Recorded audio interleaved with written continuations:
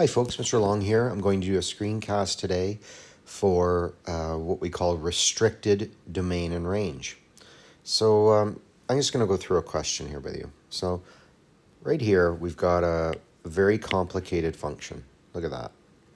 So it doesn't look like a regular parabola. A regular parabola would just have that, but it's also got this negative 5x. So I've got this function. It is a parabola, but it's a little more complex. And what I want to find out is, what's the domain if the range goes from on the left, where f at x is negative 30, so in other words, where y equals negative 30, to a limit on the right at the vertex, okay? So from the left, where the curve is worth a y equals negative 30, to the right at the vertex. So what would that look like? Well, I can't tell much from this, except that I know there's a negative in front of what's going to be x squared, so I know it's frowning. So if I was to do just a rough sketch of this, I know that it's frowning, right? Like that. And I know that y equals negative 30. And I'm going from y equals negative 30 on the left. So on the left, so that's right there. And I want to go all the way up to the vertex on the right. Okay, so that's the conceptual understanding, right? And now all I have to figure out is, everything I'm going to do from now on is to get this x value and to get this x value, because that is the domain, folks, from here to here. That's our domain that we're interested in, from y equals negative 30 on the left to the x value of the vertex there. How do I do it? Well, I guess the most important thing that I need to do is solve this equation, right? This equation right here, okay, this equation right here says, here's a parabola right here, and I'm figuring out the x values when y is worth negative 30. And that's going to point to that location there, okay? So we have to do that. Now, the only way that we can solve these types of quadratics right now, well, there are many ways, but the way that we're focusing on right now is this quadratic formula. I need to get it in x squared plus bx plus c equals 0 form. I can't use the formula until I have it in that form. Well, this, I'm pretty sure, does not look like x squared plus bx plus c equals 0 form. By the way, the question here is b from above. Okay, so what do I do? Okay, what am I actually doing here? Well, I've got to take this and I've got to expand those brackets. So the first thing we're going to do is expand out those brackets. I've got an x squared. Then it's 2 times 1 times x. That's 2x. Then I've got 1 squared. That's 1. And then, of course, I've still got minus 3 minus 5x. I'm not done simplifying yet, though. I need to expand into the brackets. So that's a negative is negative 1. So negative times x squared is negative x squared. Negative times 2x is negative 2x. Negative times positive 1 is negative 1. Then I've got minus 3x minus 5x. Now I need to identify like terms. Well, negative 2x is just like negative 5x. Negative 1 is just like negative 3.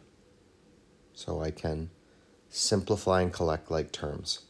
What do I have all together? A negative 2x and a negative 5x makes negative 7x's. Negative 1 and negative 3 makes negative 4. Now I've also got a negative x squared, and that's equal to negative 30. But I still need it to be in the form x squared plus bx plus c equals 0. That means I've got to get rid of this negative 30.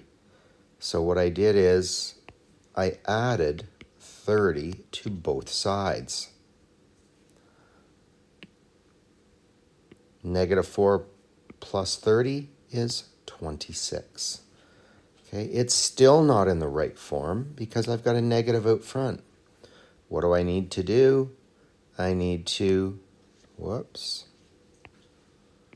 In this case, I can divide everything by -1 or I can multiply by -1. It means the same thing.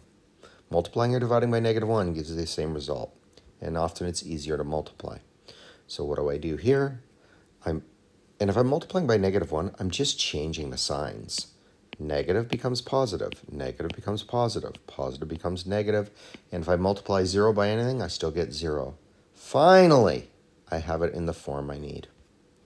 So now I can use this formula to find out that x value. Oh, and don't lose sight. As you're going through all this algebra, you sometimes forget what the purpose is. I'm trying to figure out the x value when y is worth -30. Okay, so I have this now. Now I need to solve it. Now we have this formula here in front of us. This is our value of b. This is our value of c. So it's negative of b over 2 to begin with. So b is 7, so that's -7 over 2. The nice thing about the formula is then whatever I get here, I square here. And since I'm squaring, it doesn't have to be positive. Like, don't even think about the negative aspects. So, you may have to use your calculator, and you're just going to do, you may do, for your calculator, you may go 7 squared divided by 2 squared plus 26. And when you do that, you're going to get 153 over 4. Okay, 153 over 4. So then I end up with this right here. Now, we have to remember, this, by the way, means left and right. Now, in our case, what do we want? Do we want the left side or the right side? I'm pretty sure we want the left side. Okay, I'm pretty sure. Oh, we already know something. Remember that, whoops, sorry, this is bouncing all around. We already know something. This is always the x value of the vertex right here. So -7 over 2 is the x value of the vertex, -3.5. -3.5 is the x value of the vertex. Now, and you have to ask yourself, do I want to minus or do I want to add from that -3.5? I'm pretty sure I want to minus because I'm going to the left. So now, so I have this equation right here. I've got this here now I'm working with. So that 153 over 4, you can put it in the calculator just like that, or the square root of 4 is 2, so you can take it out of the square root, but right now it doesn't matter.